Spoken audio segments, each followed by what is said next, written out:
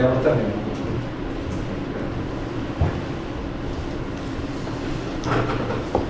Bem, boa tarde. Dia 7 de abril de 2017, na sede da Procuradoria-Geral da República, presentes os membros do Ministério Público Eduardo Pelela, Ronaldo Queiroz, Pedro Costa e Sérgio Bruno. Compareceu o senhor Joézer Batista, acompanhado do seu advogado, Dr. Francisco Assis e Silva, para prestar esclarecimentos. Bem, senhor Joézer, o senhor já contextualizou a vinda aqui do senhor no termo de depoimento 1. Nesse termo de depoimento 2, nós gostaríamos que o senhor abordasse especificamente essas provas que o senhor nos apresentou, especificamente as recentes gravações que o senhor nos forneceu agora. Eu queria que o senhor fizesse isso de uma ordem cronológica e contextualizasse em que situação, em que contexto se dá essas gravações. Tá, Sérgio, boa tarde. Para começar, eu conheci o presidente Michel Temer, já tem 5, 6 anos. A primeira gravação, então, é com o presidente da República. O presidente Michel Temer eu conheci há 5, 6 anos atrás, ele já como vice-presidente. Quem me apresentou ele foi o ex-ministro Wagner Rossi, nomeado por ele. E eu, ao longo desses anos, 5 anos, eu mantive relacionamento direto com ele, nunca teve intermediário, sempre através de... Ele me ligava, eu ligava para ele me mandava mensagem, enfim. Eu fiz várias visitas a ele, seja no escritório dele da Pan-Americana, seja lá no Jaburu, ou lá no outro escritório de advocacia que ele tem em São Paulo. Até o dia quando ele virou presidente da República, daí para frente, o então ministro Gedel, que eu já conheço de longa data, me procurou e me disse que mantivesse que a continuidade do contato com o presidente se daria através dele, pelos motivos óbvios da agenda do presidente Michel passar a outra condição agora. Assim, a gente se relacionou ali através do Gedel, as minhas demandas, as questões que eu necessitava em relação ao governo, foi passado através do Gedel, até que o ministro Gedel caiu, né? E caiu e eu fiquei ali sem interlocução. Eu ainda falei algumas vezes com o ministro Gedel até ele ser investigado. Quando ele passou a ser investigado, aí eu como investigado também, eu não pude mais falar com o Gedel, pela proibição da justiça. Foi onde eu procurei o Rodrigo Rocha Louro, perguntando para ele, dizendo que queria tomar um café com ele para discutir, que eu queria trocar ideia com o Rodrigo, que eu precisava falar. Só fala para a gente, quem que é o Rodrigo Rocha Louro? Ele ocupava o cargo no governo? Rodrigo, ele é um suplente de deputado, ele é suplente do ministro da Justiça, ao Serralho, né? Quando ele assumiu o ministério, o Rodrigo passa então a ser deputado. Isso recentemente agora? Agora, recentemente. Mas quando eu liguei para ele ainda estava no Palácio. Ele era para o cargo disso? Eu não sei oficialmente, ele é assessor da presidência. Assessor do Michel. Assessor da presidência. Eu liguei para o Rodrigo, falei, Rodrigo, eu precisava falar com o presidente Michel.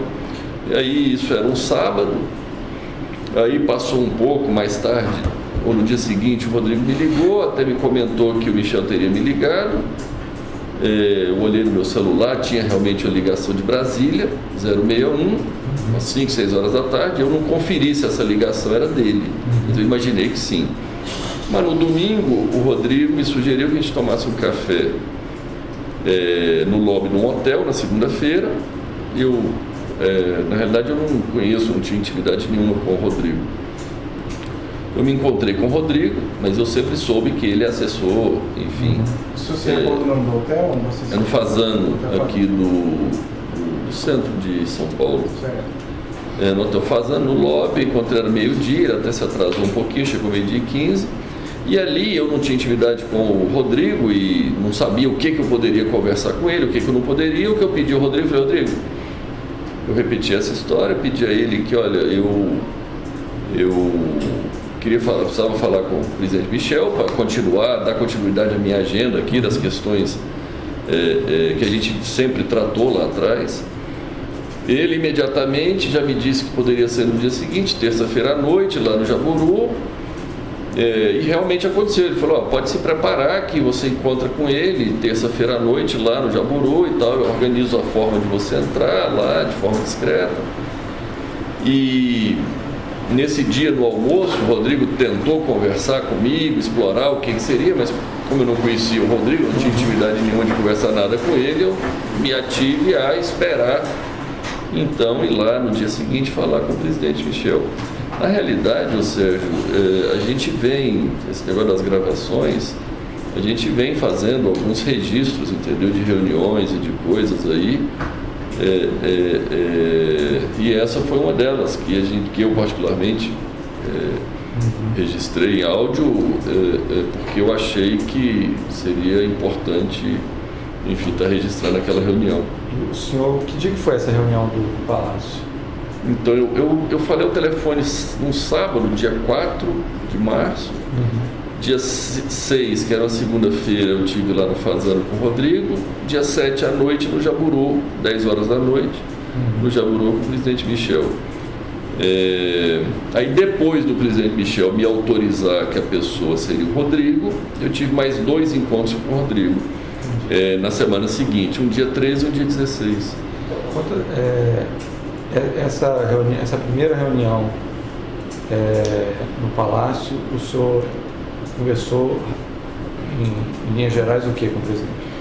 Então, em linhas gerais, eu até levei uma agenda. Eu fui lá no intuito de saber basicamente o seguinte. Primeiro, voltando um pouco atrás, tem um problema do Eduardo Cunha e do Lúcio Funaro, né? Que o Lúcio Funaro é o operador financeiro do Eduardo, do esquema PMDB da Câmara, né? O esquema PMDB da Câmara é composto pelo presidente Michel, Eduardo, enfim, alguns outros membros. Eu fui lá dizer que, olha, o Eduardo está preso, o Lúcio está preso, e a gente paga lá uma mensalidade para o Lúcio, até hoje, e... Paga apenas para o Lúcio ou paga também para o Eduardo? Não, para o Lúcio é uma mensalidade. Para o Eduardo foi um montante. A gente, depois que ele foi preso, a gente pagou 5 milhões de um saldo de dívida que ele tinha créditos, supostos créditos, né, por ilícitos lá de propina,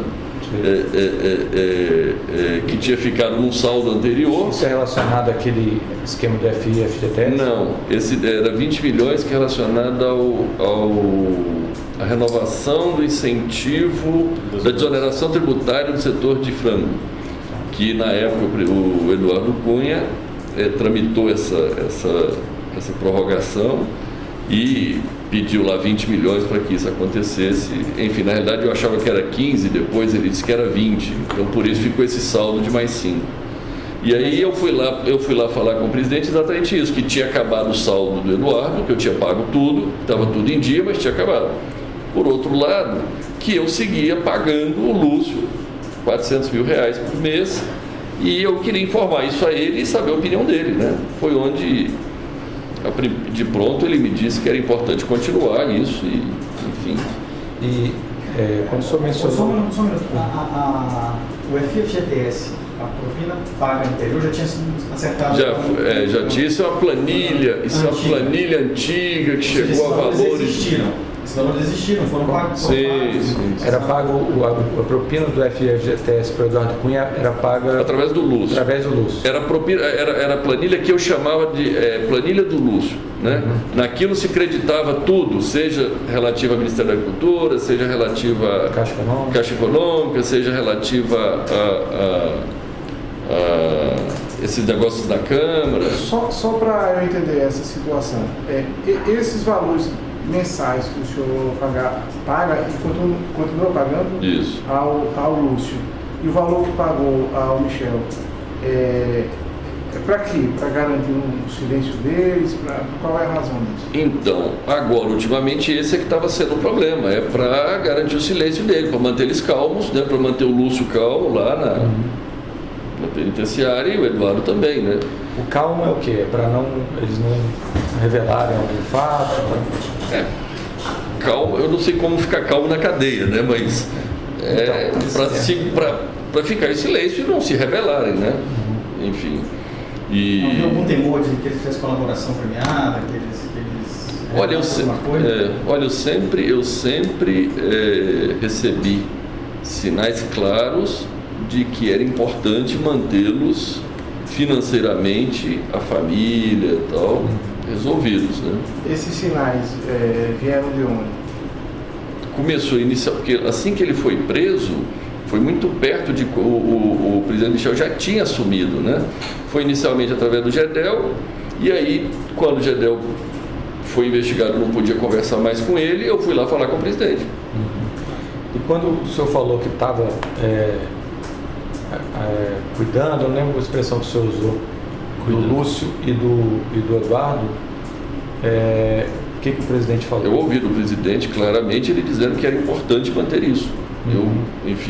A primeira missão minha lá era essa, era ir lá saber dele se o compromisso ainda era necessário, né? Ele me disse de pronto que sim. Tanto em relação ao Eduardo quanto ao Lúcio. Ele conhece, ele sabe quem é Lúcio. Sim, quando eu falei Lúcio, ele achou que era o Lúcio, irmão do Gedel. Eu ainda disse, não, presidente, não é o Lúcio Vieira Lima, é o Lúcio Funaro. Ah, tá, entendi. Aí foi onde ele disse, não. Ele fez algum comentário em relação ao Eduardo Cunha, a essa postura do Eduardo Cunha de... Ele fez um comentário, aquele questionário, que o Eduardo fica fustigando ele e tal. Eu entendi aquilo como um reforço à necessidade de eu manter, vamos dizer, financeiramente, né? Vamos dizer, porque o que eu entendo é que existe ali um grupo onde parte do grupo está preso, parte está no poder, né? E o Eduardo, o presidente comenta alguma coisa, o Eduardo pretende que seja ajudado por alguém, que faça alguma coisa por ele? Ele me fez um comentário curioso que ele disse, Eduardo quer que eu ajude ele no Supremo? Poxa, eu posso ajudar com 2, com 11 não dá. Eu também fiquei calado, ouvi ele, não sei como o presidente poderia ajudá-lo. Isso foi essa gravação. Tá. Depois dessa, mais uma coisa sobre essa. Nessa reunião, o senhor disse que tinha uma agenda de interesse. Então, a primeira coisa foi falar com ele que eu estava mantendo financeiramente os 2 e o quanto isso deveria continuar e tal. Ele me confirmou que seria importante. Aí eu passei para a segunda fase, para a segunda parte da minha reunião, que foi perguntar a ele quem seria o interlocutor, dado que o Gedel tinha caído. Ele me disse que era o Rodrigo Rocha Louros, e eu ainda falei para ele, ainda perguntei para ele, falei, presidente, mas todos os assuntos, que a gente conversa assuntos, né, tem assuntos íntimos, né? Ele me disse com a palavra, o Rodrigo é da minha mais estrita confiança. Aí, depois dessa palavra, né, eu disse, tá bom, então, da agora para frente, não lhe incomodo mais, sigo falando com o Rodrigo. E aí eu passei para a próxima parte, que já foi adiantando um pouco a ele o que seriam os assuntos que eu teria ali naquele momento para tratar com o Rodrigo, né? Foi onde eu comecei a perguntar o que é assuntos relativos à CAD, relativo à CVM, comentei sobre o problema do BN10, que tinha vetado uma operação nossa, e eu tive informações de que ele intercedeu pessoalmente a favor, tentando nos ajudar, e depois ele me confirmou pessoalmente que, olha, eu falei pessoalmente com a presidenta do BN10, mas ele me descreveu, eu não sei se ele me disse que teve no Rio de Janeiro, falando com o presidente e tal, mas que no final não deu certo. O BN10 vetou a operação. E o senhor comenta, então, isso é um tema do BN10. CVM e CAD era o que especificamente? Então, CAD, porque CAD a gente tem vários assuntos do CAD, que a gente submete à apreciação do CAD. O CAD são, acho que 6 conselheiros, né? E o presidente do CAD está em aberto. Eu fui lá exatamente dizer da importância de ter um presidente alinhado com o governo, alinhado com os interesses do governo e principalmente alinhado com o interesse dele, né? Ele naquela hora me disse que não, eu tenho uma pessoa lá que dá para ter conversa franca e tal.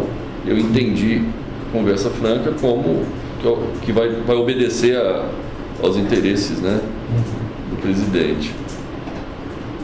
E CVM era mais ou menos... CVM também, eu fui falar que iria estar trocando o presidente também, que seria importante ter uma pessoa alinhada com o governo, alinhada com os interesses dele, para que a gente pudesse, quando necessário, fazer as reivindicações, né?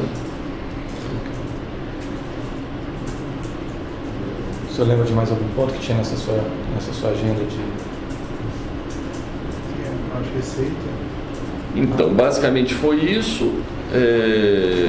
Eu perguntei para ele sobre Receita Federal.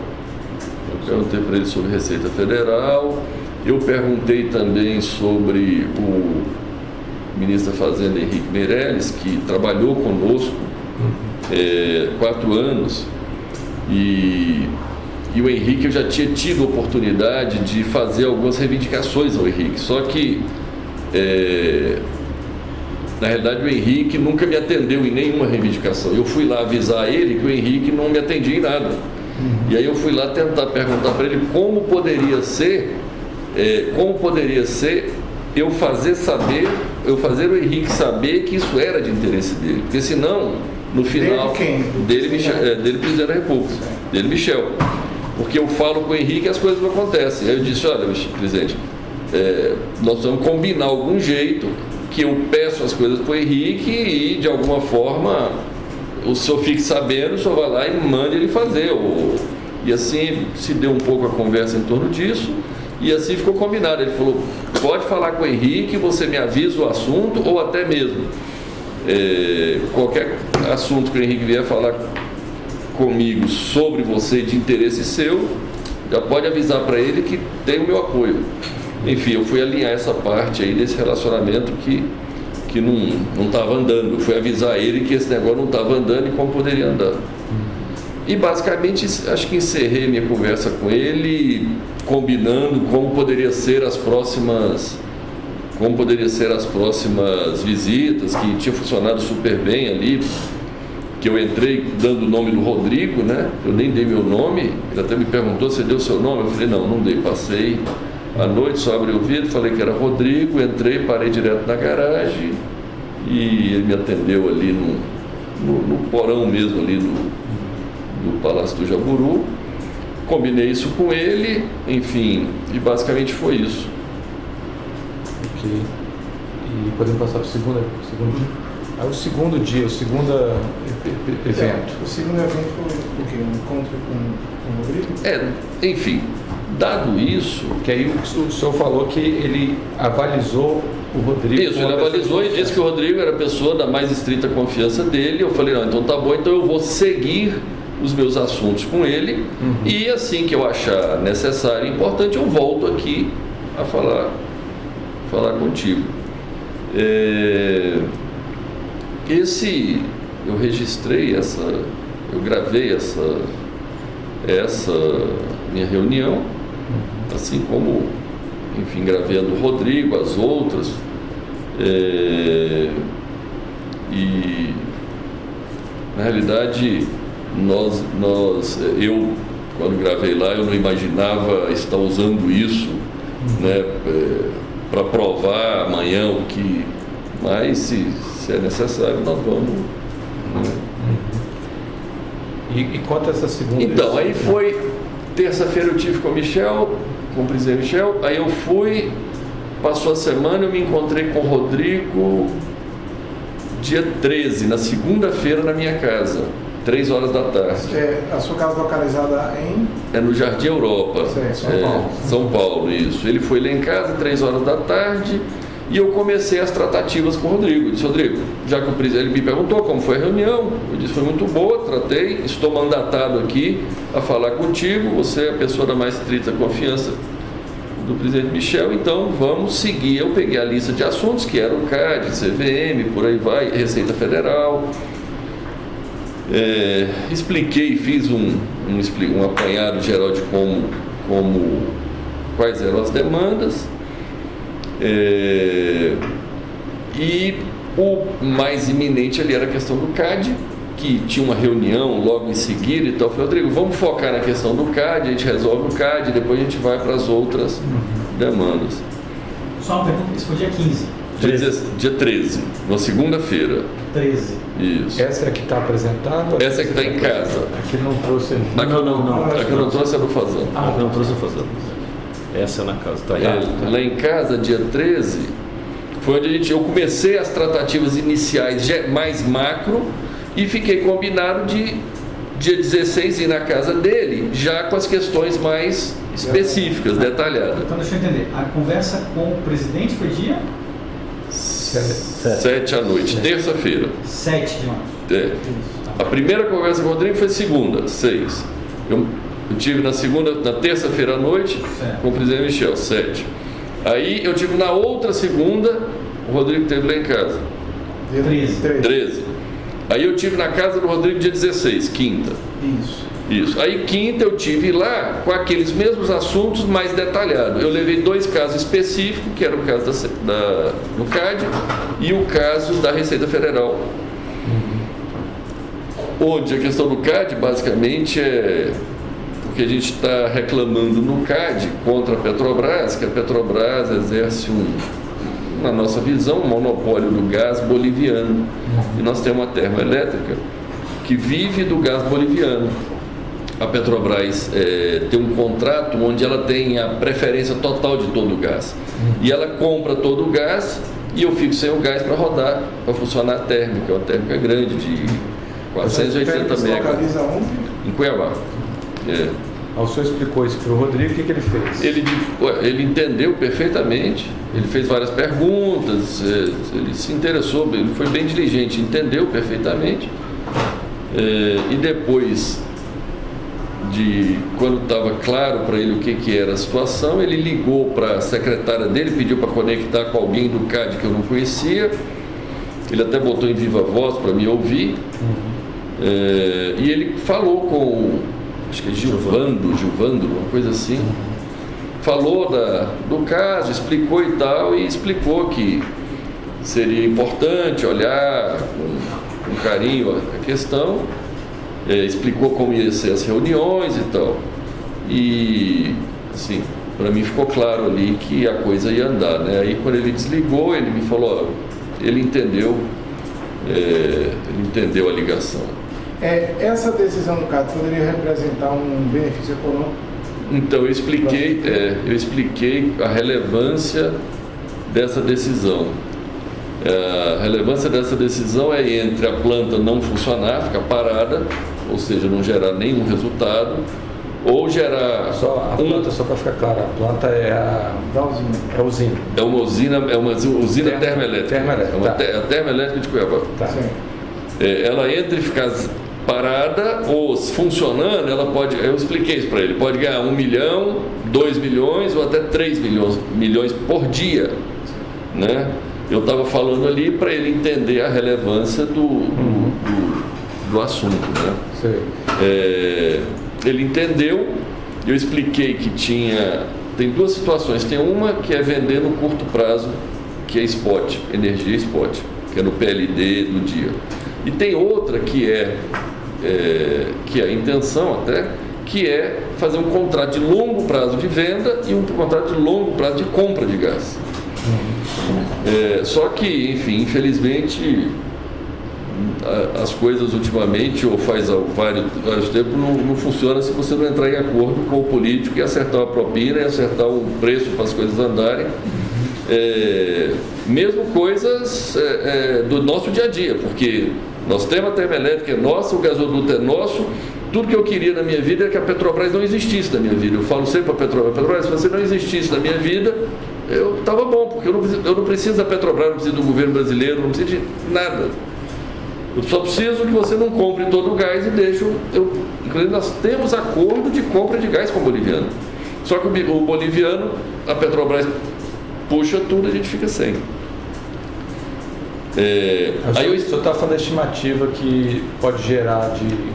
Aí eu expliquei para o Rodrigo exatamente 1 milhão, 2 milhões, 3 milhões, no intuito, porque é o seguinte, a planilha do Eduardo acabou, a planilha do Lúcio acabou de no intuito de que nós temos que viabilizar para mantê-los lá, para manter a família do Eduardo, a família do Lúcio, tem que fazer mais negócio, que tem que prometer mais propina, que tem que reservar mais, né? E dentro desse contexto eu estava dizendo o potencial que daria, que no curto prazo, aí eu falei para ele que podia pagar 5%, o qual ele concordou.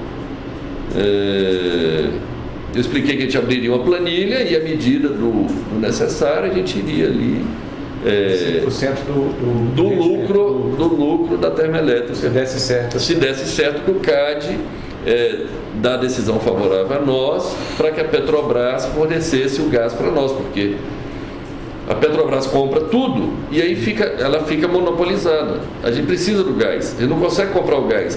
E aí ela não vende o gás, ou quando vende a um preço exorbitante, de forma que a gente nunca consegue ganhar nada.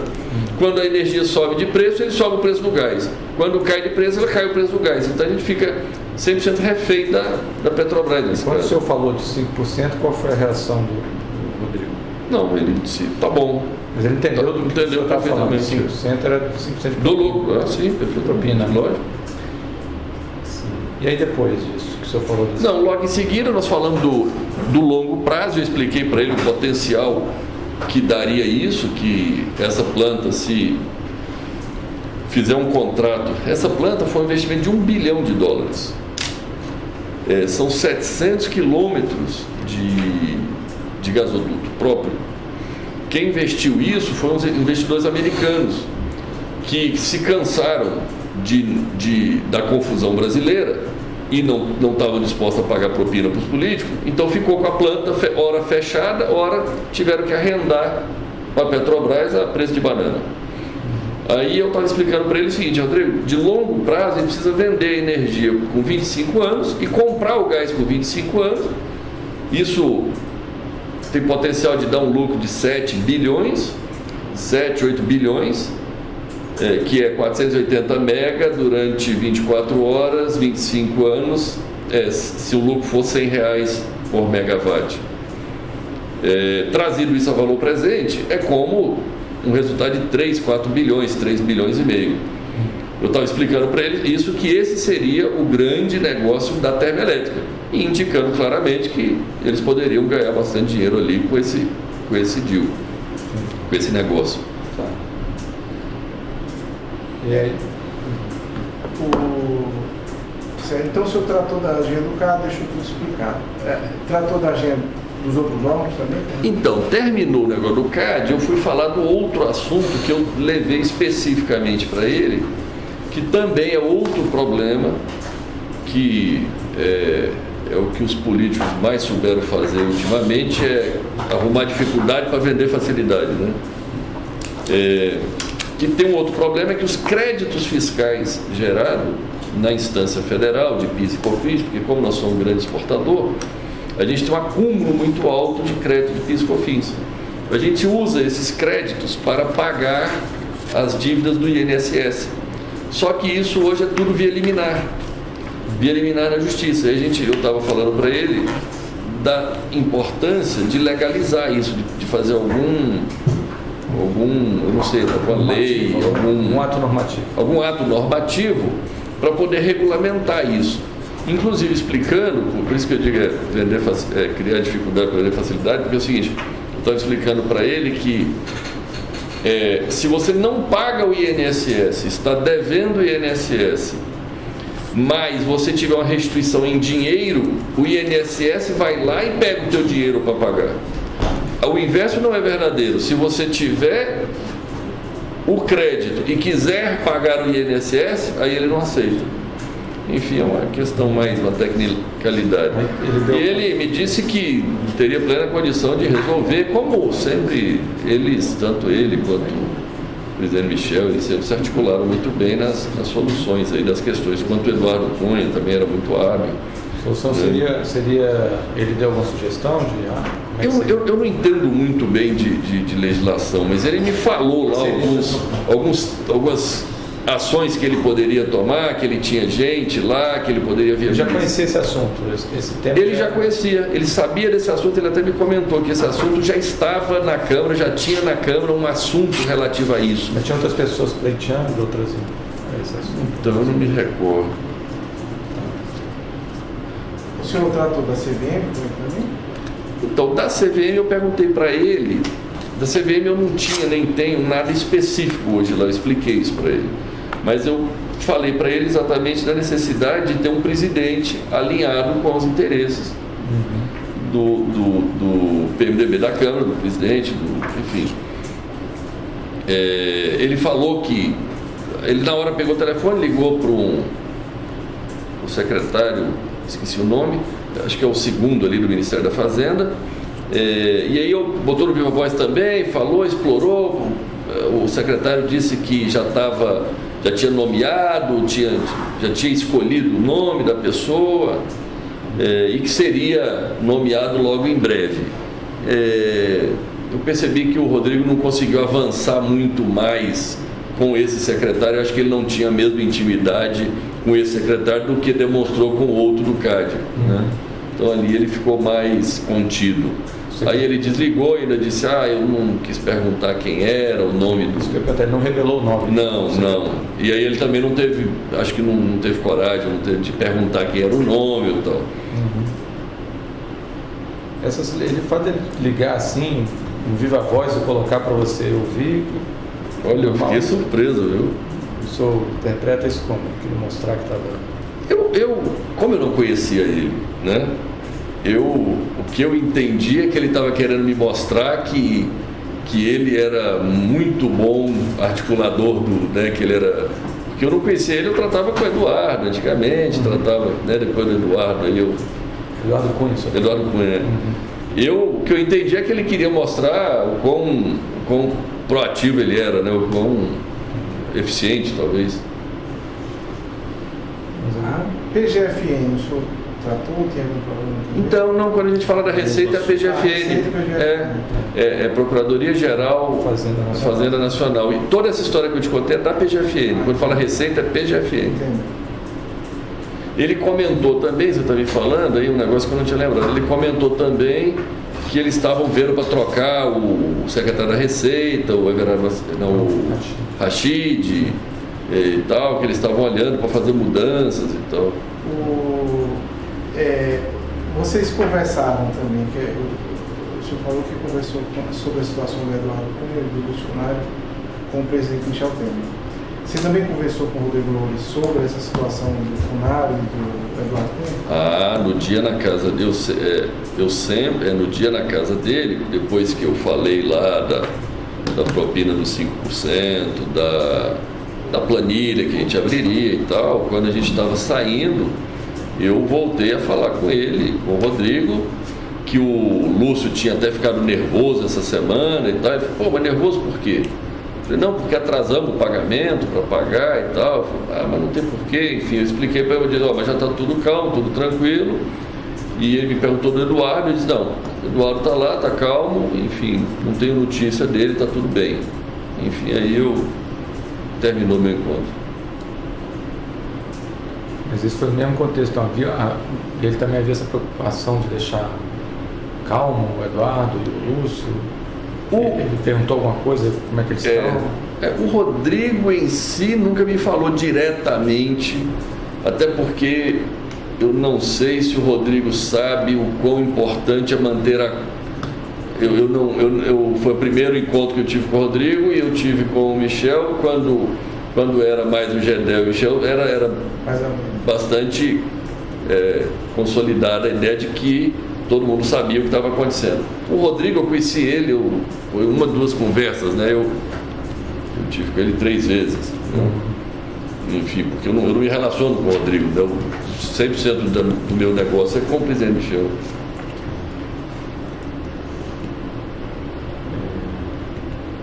Ok, o terceiro evento. Mais alguma coisa sobre isso? Mais alguma coisa? Eu fiquei com a dúvida aqui, até para escrever. Esses 5%, o senhor falou também no contexto da planilha do Lúcio e do Funaro. Então esses 5% eram com essa mesma finalidade? Iria abrir uma nova planilha com novo crédito para, enfim, porque o dinheiro estava acabando, né? Eu liquidei tudo do Eduardo e o do Lúcio eu estava pagando 400 mil lá, mas... Só para ver se a gente entendeu, assim, esses esquemas geravam créditos, propinas. Isso, propinas. E aí você ia honrando, Pronto, isso. mais ou menos com uma conta corrente. Quando essa conta zerava, Perfeitamente. precisava de um novo... Às vezes ficava esquema. negativo. Às vezes ficava negativo, que eles continuavam pedindo, não paravam de pedir dinheiro. Às vezes ficava negativo, aí eles ficavam loucos lá atrás que precisavam fazer alguma outra coisa errada para poder gerar outro crédito e... Bem, a forma de pagamento depois a gente vai detalhar no momento oportuno do anexo, né? E montante, especificamente. Mais uma coisa? Não. Vamos passar para o próximo evento? Vamos passar para o próximo evento. Tá. Só para deixar claro, estou tomando nota aqui de algumas coisas dos suplementos. O primeiro foi dia 7, Quer um calendário? 7 de março. O primeiro encontro com o Rodrigo... Não, o primeiro encontro com o Rodrigo foi dia 6, no Fazano. Rodrigo, dia 6 nós não temos áudio disso. Eu tenho, é que só que eu não te dei. É que não terminou. É porque eu tinha esquecido desse... Você gravou, mas não entregou. 6 de março é segunda-feira. 6 de Isso. março. Depois, o segundo... Foi no dia seguinte. No dia seguinte, dia Com o 7 aqui em presidente. Brasília. Isso. Ok. Aí depois dia 13, na Dia segunda-feira. 13 com o Rodrigo de novo. Na minha casa. Em São Paulo. Na minha Depois, casa. no dia 16... Na casa dele. Aqui. Pronto. Tá. O senhor lembra o endereço da casa dele? Do Rodrigo? É. Eu tenho, Tá, não depois lembro de eu- cabeça. não, depois eu- Lago, É Sul, QI, Lago QI 25. Essa é QI 25. Eu tenho. Tá, depois o senhor fornece. Mas é Lago Sul, Lago Norte? Lago Sul. Mais alguma coisa? Próximo evento. Próximo evento. Que o senhor- Isso encerra o assunto PMDB da Câmara. Isso. Tá. Pronto. Ok. Agora você não- Agora, Então, então, teve- o senhor vai falar de um evento que Teve outro evento que eu também registrou. registrei também, trouxe aqui para vocês, que enfim, de um senador, do Aécio, Aécio Neves. o qual eu conheci ele na campanha de 2014, e nós fomos o maior doador de campanha deles. Em 2015, ele seguiu precisando de dinheiro, eu acabei, através da compra de um predinho, não sei como, lá em Belo Horizonte, por 17 milhões, esse dinheiro chegou nas mãos dele. Aí depois, no ano seguinte, 2016, ele dizendo que esses 17 milhões era para pagar restos de campanha e tal, Que já tinha acabado a eleição. que já tinha, a eleição foi em 2014. E a eleição de 2014 também teve um monte de Agora, caixa esse 2. imóvel foi uma compra normal ou o imóvel está dando preço de mercado? Precisava de 17 milhões e tinha um imóvel que dava para fazer de conta que valia 17 milhões, enfim. Houve um superfaturamento do imóvel para justificar esse Sem repartição, dúvida, né? A gente não estava atrás de comprar um imóvel em Belo Horizonte por... E de quem que era esse imóvel? O senhor se recorda? Então, era de um Oficial. jornal. A gente depois fornece. Ah, tá. Não, só para saber, mas é uma pessoa... Uma pessoa ligada a ele. Quem indicou para a compra do imóvel foi Foi o senador. Aécio. Tá. Aí é uma pessoa ligada, ele é um amigo dele, Tá. que tem esse imóvel. Aí esse dinheiro deve ter chegado na mão dele de alguma forma. Tá. E aí no ano... Só um detalhe, mas chegou na mão... Mas como é que foi o pagamento para o dono do imóvel? Foi legal, foi via banco Isso, mesmo. Isso. Tá. De acordo com a escritura É de do Minas. imóvel. Esse ano. É de Minas. Tá. Aí tudo bem, de alguma forma chegou na mão do Isso. senador e... E aí, quando foi em 2016, um dia na casa dele, ele me pediu 5 milhões lá e eu não dei. E logo começou as investigações em cima de mim. Eu até chamei esse amigo dele, o Flávio, pedi a ele, pelo amor de Deus, parar de me pedir dinheiro, porque eu já estava sendo investigado e ele lá, É Flávio de enfim, quê? eu não lembro. Depois eu posso te dar Flávio o nome. Jacques Carneiro. Flávio Carneiro. Carneiro, É esse, tá. né? Aí o senhor pediu para não... E aí eu pedi o Flávio, falei, Flávio, pede o Aécio lá, pô, ele me pediu 5 milhões lá para pagar advogado, mas eu não posso, eu estou sendo investigado. Já tinha começado a ser investigado na CEPS. Sei. A Operação Aí, CEPS. aí ele foi, acho que falou com o Aécio, porque tanto é que o Aécio parou de me ligar, nunca mais me ligou. Aí quando foi... Aí tinha sumido, o Aécio tinha sumido. Quando foi agora, em janeiro, quando foi agora em janeiro ou fevereiro, em fevereiro, eu recebo, enfim, uma ligação de um amigo em comum. Fevereiro de 2017. Isso. De 2017. Eu recebo uma ligação de um amigo em comum dizendo assim: Joesley, você tem como receber uma pessoa sábado? Eu não sabia quem era nem nada, mas como era uma pessoa conhecida minha, eu disse: tem. Enfim, eu estava até na escola, nós temos uma escola, um projeto social nosso. Eu estava lá no sábado e tal, chega uma pessoa, quando eu vejo, se apresenta como Andréa Neves, irmã do Aécio. Aí ela foi lá, me disse que o Aécio mandou me procurar e tal, precisava de 2 milhões para pagar advogado. E que seriam advogados que a gente já trabalhava. Na época eu tomei nota lá e disse: André, me dá teu número aqui, deixa eu ver, deixa eu pensar, porque pagar nota de advogado não dá mais, porque eu já estou mais do que investigado e ainda ter superfaturamento de advogado por serviço não prestado, para poder, esse negócio vai dar errado. Inclusive eu avisei a ela que no fundo nós precisávamos era tentar arrumar, maquiar, fazer uns contratos fictícios ali para tentar dar ar de legalidade do que a gente tinha feito em 2014, da campanha, que teve um monte de coisa ilegal lá que a gente fez na época da campanha. Aí ela entendeu, tal, tudo bem. Eu sei que eu sumi, eu não fiz nada. O primo do Aécio procurou a pessoa que trabalha comigo. E aí falou, cobrando, falou: Quem seria esse primo? É o Fred que procurou o Ricardo. Certo. Aí o Fred procurou o Ricardo procurou o Fred, alguma coisa assim, para acertar esses contratos, esses negócios. Aí, lá no meio da conversa, para discutir como acertar esses contratos fictícios e tal, o Fred cobrou de novo. E aí o Ricardo veio me cobrar. Foi quando eu falei: Ricardo, é o seguinte, eu só converso esse assunto com a Aécio, eu não conheço a irmã dele. Ele manda a irmã dele num sábado vir me procurar. Se o Aécio fala comigo, eu posso pensar o que fazer, mas se o Aécio falar comigo, eu não vou fazer. Tá bem. Eu falei isso, teve um sábado, um domingo, eu não entendi bem. André me liga, me perguntando se eu ia ao Rio de Janeiro, se eu estava indo no Rio. Eu falei: não, André, eu não estou indo no Rio, eu estava em viagem. Ele falou: não, então eu confundi e tal. Como é que faz aquele negócio? Eu disse: olha, eu preciso falar com o teu irmão. Assim, eu acho que o Ricardo com o Fred lá marcou na sexta-feira seguinte. 24. Você lembra do dia? Dia 24 de março, na sexta-feira. Recente, tá? Tá, então pronto, dia 24 de março.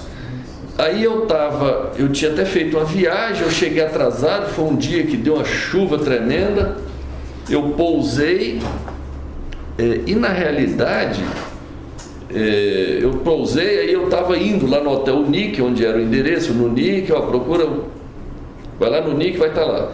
Aí eu estava em São Paulo, aí eu liguei para a Andréia, dizendo que eu ia atrasar. Primeiro mandei uma mensagem dizendo que eu não vou chegar às 6 horas, vou chegar às 6h30. Ela disse: ok, ele está aguardando. Daqui a pouco eu cheguei até a chegar perto do hotel ali, eu mandei outra, eu liguei para ela, disse: André, eu tinha uma viagem para Nova York nesse dia à noite. Falei: André, eu acho que não vou conseguir ir lá encontrar o Aécio, porque eu tenho uma viagem para Nova York e eu estou enrolado aqui. E ela no telefone se mostrou exaltada, dizendo: não é possível, tal, não me fala isso. Aí eu falei: não, tudo bem, deixa eu ver se atraso meu voo para Nova York, eu vou lá. O senhor tem registrado essa ligação para ela? Eu tenho mensagem de texto, e ligação deve ter as ligações. Eu tenho a mensagem que eu mandei para ela, que ela me mandou. Você vai fornecer isso para nós? Com certeza. Aí eu falei: tá bom, então eu vou lá. Cheguei lá, já tinha uma pessoa, eu devia trabalhar com ele, me esperando. Eu subi no quarto, no 7º andar. Aí cheguei lá, enfim, ele estava meio exaltado, acho que falando com algum repórter, porque alguém... Quando o senhor subiu direto ou se identificou na... Não, eu subi direto. Tinha alguma pessoa me esperando lá na porta já do hotel. Quando eu cheguei, essa pessoa que eu não conheço, deve trabalhar com ele, já me levou direto, subiu, eu não fiz registro nenhum. O senhor chegou com o seu carro? Com o meu carro, parei no valet e subi. Tá. Aí subi, fui direto lá, cheguei lá, ele estava meio exaltado, acho que falando com algum repórter, um jornalista sobre algum problema, acho que sobre a delação da Odebrecht. Aí desligou e tal, ainda reclamou que o pessoal da Odebrecht delatou ele e tal. Enfim, eu fiquei calado. Ele sentou, acalmou um pouco lá e aí se deu, nós começamos a conversar. E qual foi o primeiro ponto do diálogo da conversa? Então, basicamente, a conversa com a Aécio... O senhor, Primeiro- quem marcou foi ele. Ele que tinha uma pauta ou o senhor também tinha uma pauta? porque ele queria os 2 milhões, né? 2 milhões. Mas antes de Então- tocar nesse tema, ele falou de alguma coisa quando ele desligou? Qual foi o comentário dele sobre o poder?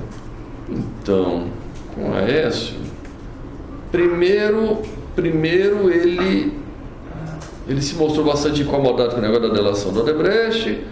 Depois ele fez comentários em relação à necessidade, que ele tinha conversado com o Rodrigo, tinha conversado com o presidente Michel na necessidade. Rodrigo, qual Rodrigo Maia, né? Presidente da Maia, Câmara, presidente da que eu não conheço.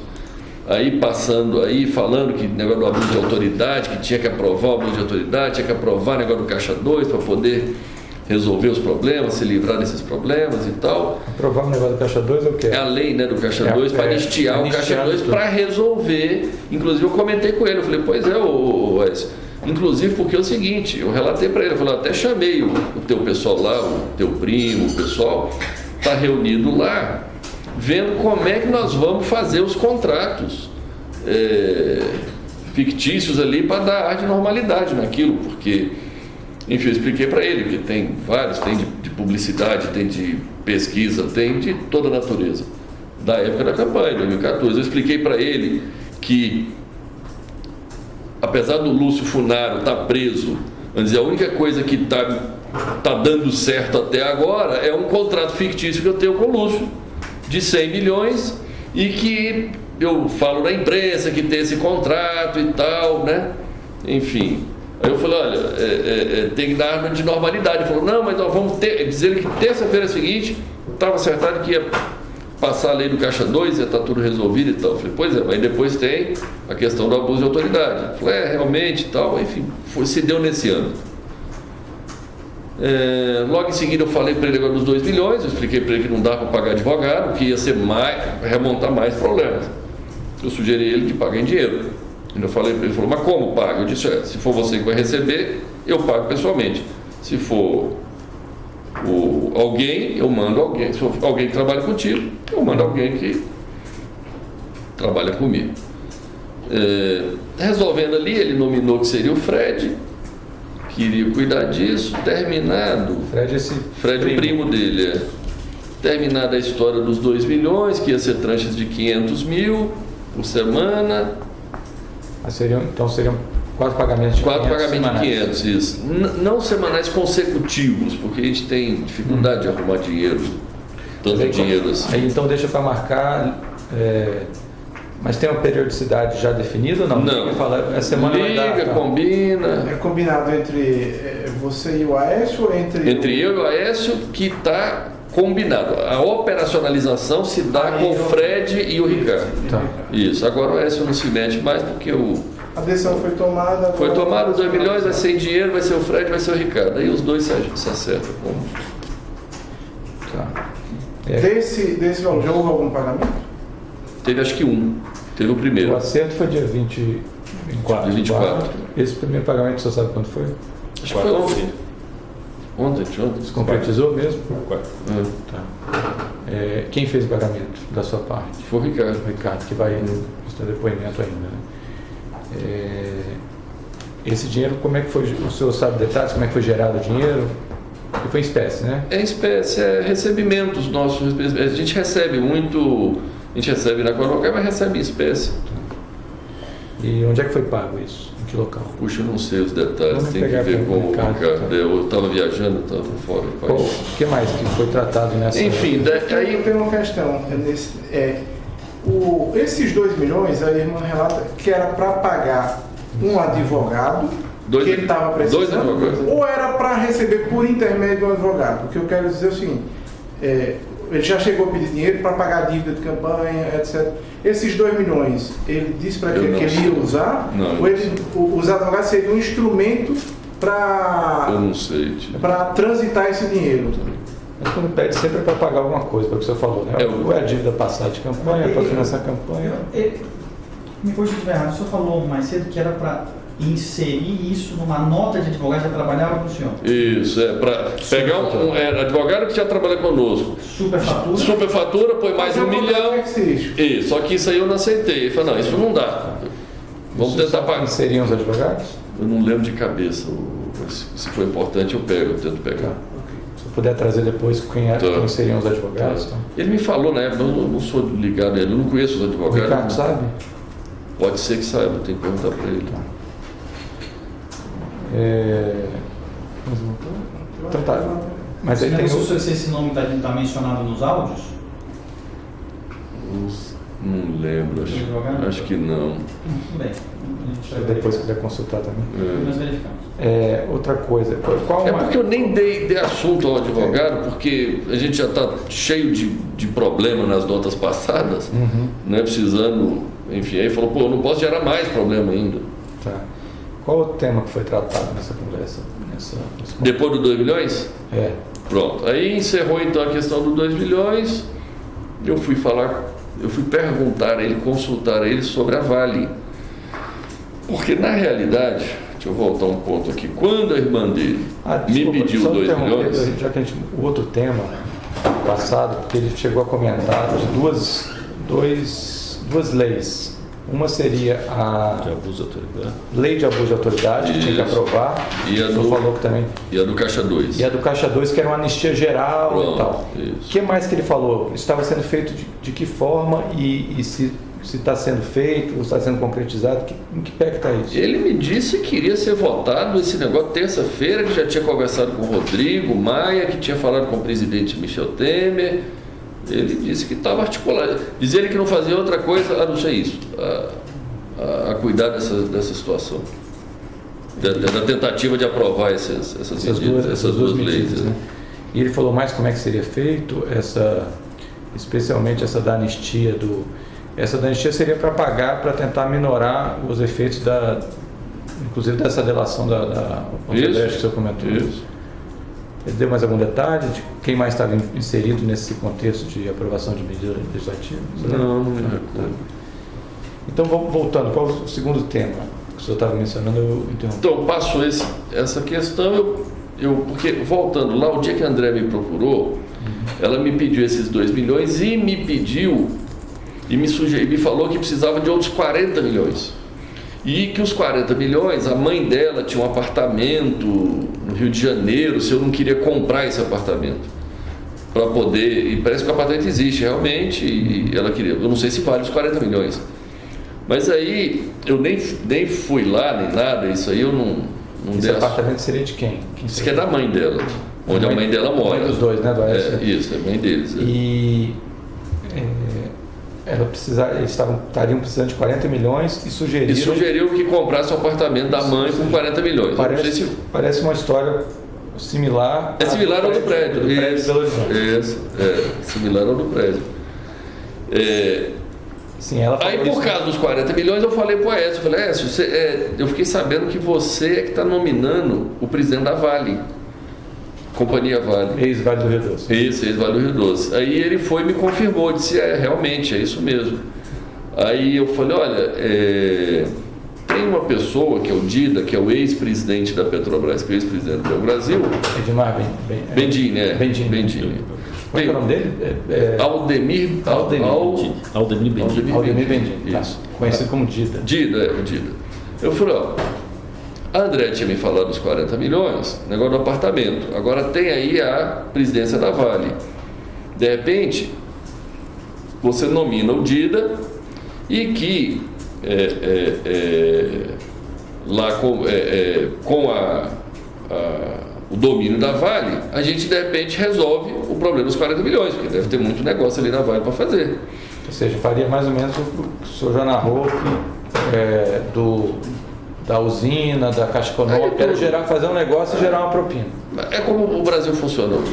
Os políticos, não existe nenhum outro interesse de nenhum político indicar um cargo se não for para receber vantagem financeira através do receber propina ali por malfeitos enfim, isso aconteceu na Caixa, isso aconteceu no FGTS, isso E o aconteceu... Bendini foi um nome que o senhor indicou, então, porque ele é uma pessoa que trabalharia nessa Não, linha. eu estava falando isso num contexto de possibilidade de fazer.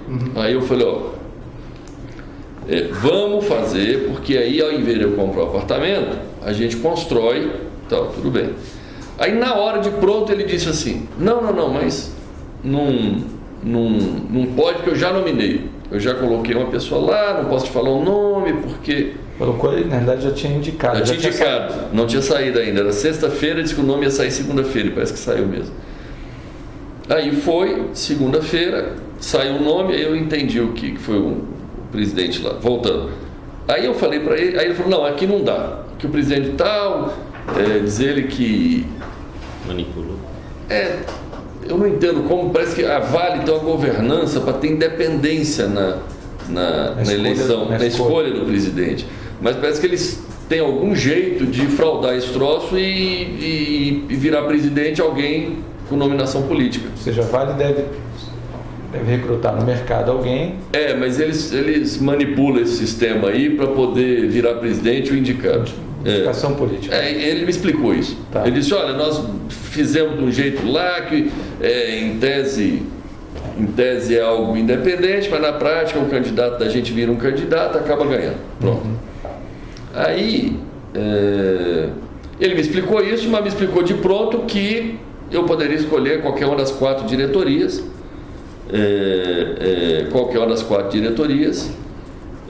que eu escolhesse lá e tal, que botava quem eu quisesse, se fosse o Dida, eu botava o Dida, ou pronto. Enfim, aí eu não conheço a Vale, eu não conheço a diretoria. Eu falei, isso tá bom, deixa eu pensar. Aí ele fez muita questão de dizer, esse negócio de 40 milhões esquece, fala pro Dida esquecer disso. É o seguinte, todo o meu assunto é com você, falando em relação a mim. Todo assunto, acerto, eu não quero ter relação e contato com outra pessoa, quero, vamos dizer, nesse contexto, não, tá bom, tá bem, já entendi. E aí ficou assim, o negócio da diretoria da Vale para poder ser de repente a solução para gerar o tal dos 40 milhões e coisa.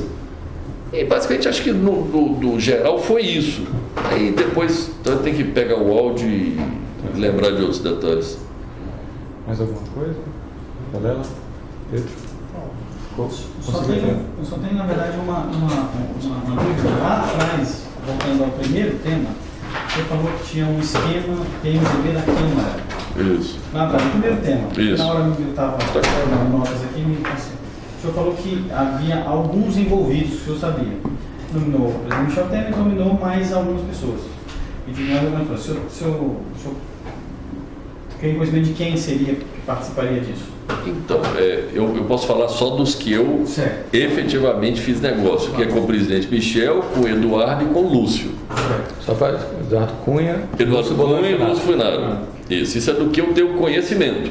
Ok. Agora, que eu tenho conhecimento também que o Michel Temer foi quem, o presidente Michel é quem nominou Wagner Rossi na época, e ele é que nominou todos os ministros da Agricultura até antes da Cátia Abreu. Foi a nominação dele. Eu ouço na imprensa que o ministro Eliseu Padilha, que eu nunca tive, eu conheço ele, mas nunca tratei de nada ilícito com ele. Aí tive já eu conheço o Moreira Franco, a minha vista aqui é o grupo do presidente Michel, né, que é o Moreira, Eliseu Padilha, o Gedel, o que eu ouço na imprensa, né? Agora, negócio, desse grupo, o negócio era através do Eduardo Cunha. Entendi. Tem mais um ex-parlamentar desse grupo. O senhor já teve algum tipo de negócio com o ex-deputado Henrique Eduardo Alves? Não, também não. Mas eu sei que é do grupo. Né? Eu ouço falar e sei, já ouvi deles ali. Né? Na realidade, complementando aqui, tá? Eu ouvi isso, não é só da imprensa, não. Eu já ouvi isso deles. Deles, né? Tá? De que esse é o grupo deles. Entendi. Só para finalizar, já que a gente está falando de relação pessoal, o Lúcio, o senhor conheceu como? Conheci em 2011 através de um amigo em comum, que foi assim que eu dei entrada no pedido do FIFGTS. Na época eu achei que tinha sido uma coincidência, hoje eu acredito que não foi coincidência. Eu dei entrada no pedido do financiamento do FIFGTS, eu não conhecia o Lúcio nem ninguém. Na semana seguinte aparece um amigo em comum, foi lá no meu escritório e disse: Wesley, eu tenho uma pessoa querendo te conhecer. Aí foi lá, me apresentou, falou: esse rapaz chama Lúcio Funaro, ele quer te conhecer, eu não sei o que é, saiu da sala e me deixou sozinho com o Lúcio. Aí o Lúcio veio dizer: você deu entrada lá no FIFGTS, no pedido, eu tenho como lhe ajudar, eu tenho pessoas lá e tal, e se referiu ao Fábio Cleto. Tá. Foi daí para frente que isso acabou virando o modus operandi do Lúcio e do Eduardo, e que eu entendo do grupo ali, que ficam mapeando aonde você faz negócio, negócio legítimo seu no dia a dia. Vou dizer, esse negócio do FIFGTS, nós construímos a fábrica. A fábrica existe, construiu, não foi desviado o dinheiro, a gente paga o juro, está lá. Só que, assim como os outros, eles ficam mapeando aonde é que você tem problema, onde é que você tem negócio, eles vão lá, criam um problema, criam dificuldade, você faz um acerto com eles, aí a coisa anda. Basicamente esse é o modus operandi dessa turma. Alguma coisa? Não, mais nada. Pedro? Tá. Então, o senhor quer falar mais alguma coisa sobre esse tema? Porque a gente ainda depois tem outros... Não, mais alguma gravação que o senhor queira mencionar? Não. Tá. Então vamos encerrar esse termo. Termo 2, dia 7 de abril de 2017.